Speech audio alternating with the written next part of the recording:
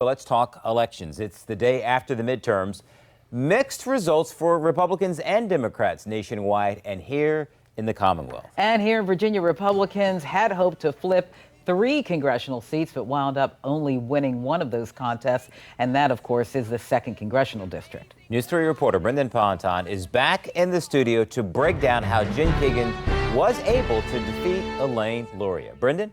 Well, let's start here by looking at Virginia Beach. If you take a look here at our heat map, and you can see that the difference between Kiggins and Luria, just 549 votes, which is within 0.5%. But due to redistricting, the district has shifted west and now includes southern Chesapeake. And take a look here at Chesapeake. Kiggins with a substantial lead there, about 8,000 votes or so. So she was able to get a big win there. And so in the district, Kiggins won by about 12,000 overall. Now, it was just before 11 last night when Luria conceded to Kiggins in the race.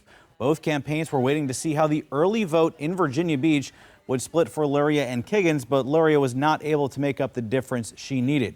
Governor Glenn Youngkin, though, has been a big supporter of Kiggins and had been campaigning with her all fall.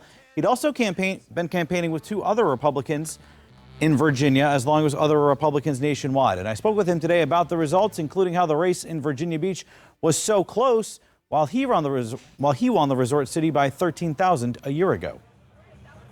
The Republican Party showed well, but not as well as folks had hoped. Last year, we had more votes cast in general. But on top of it, I think that these are tough races. I mean, listen, the Congresswoman is an incumbent, and unseating an incumbent is a real challenge.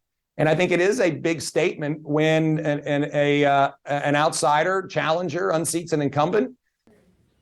Now, Youngkin says the results nationwide show how voters are very divided, and says Democrats and Republicans are going to have to find ways to work together in Washington under what appears to be upcoming divided government. And coming up on News 3 at 6, how Democrats are reacting to last night's results and their reaction to the races here in Virginia.